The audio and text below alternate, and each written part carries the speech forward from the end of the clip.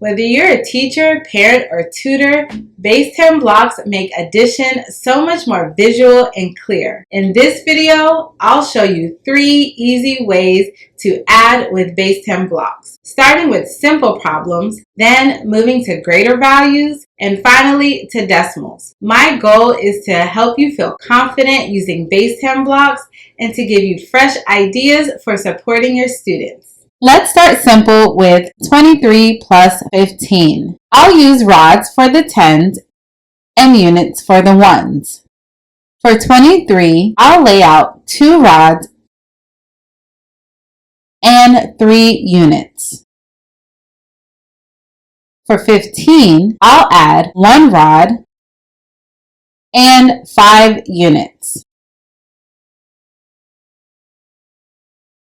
Now, when we combine them, we can clearly see 3 rods and 8 units.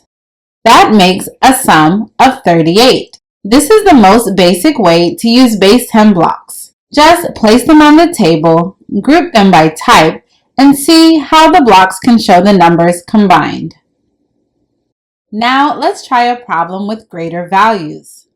56 plus 37. This time, I'll draw a quick place value chart with a tens column and a ones column.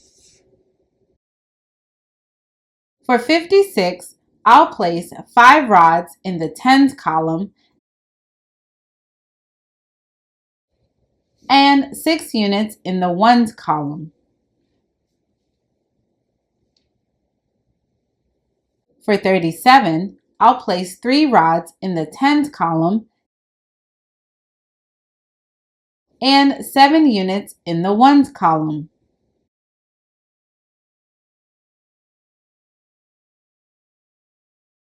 Now let's add them together. In the ones column, 6 plus 7 equals 13 units.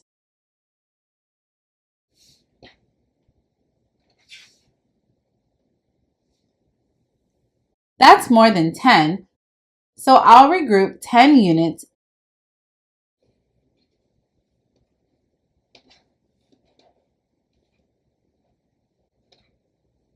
into 1 rod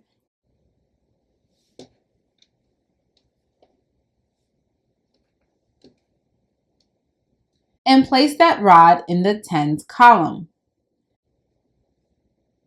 That leaves 3 units in the ones column. In the tens column, there are now 5 rods plus 3 rods plus 1 regrouped rod. That equals 9 rods. Altogether, there are 9 rods and 3 units. The sum is 93.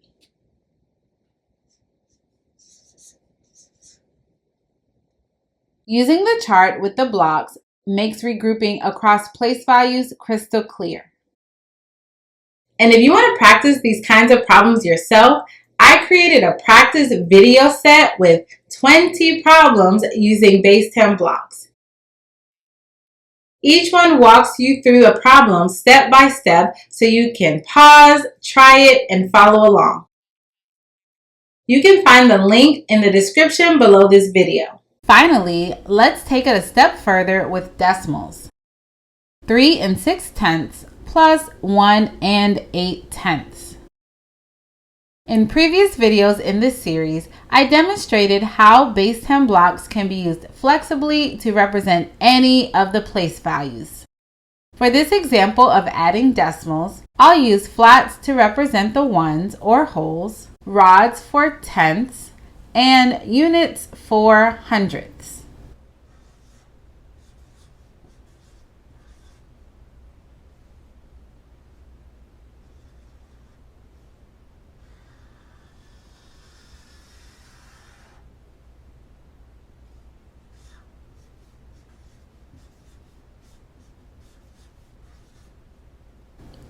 For 3 6/10, I'll place 3 flats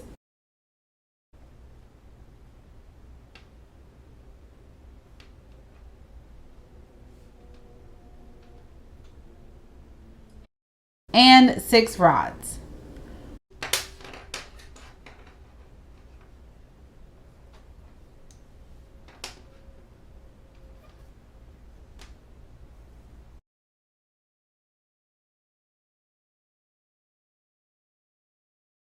For 1 8/10, I'll add 1 flat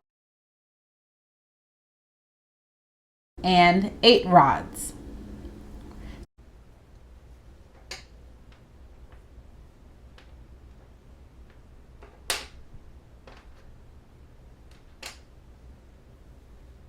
Now let's add. In the tenths place, 6 rods plus 8 rods is 14 rods, or 14/10.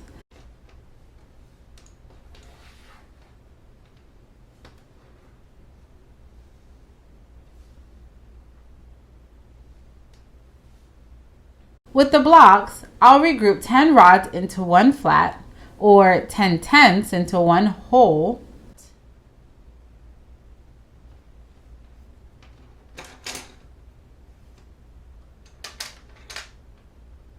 and move that flat into the ones place,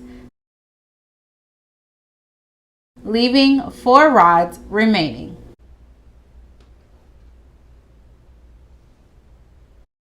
To connect this strategy to a written method, I'll also record it on paper.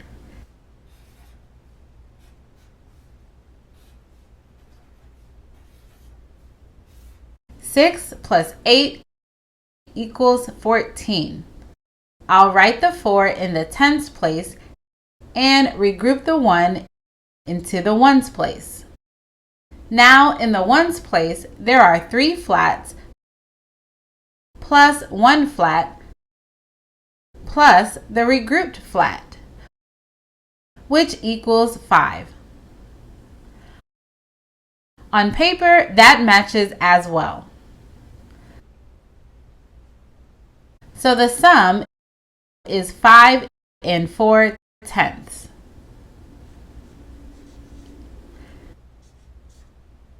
Notice how each regrouping step with the blocks lines up perfectly with the written method. This makes the connection clear between what's happening with the manipulatives and what's happening on paper.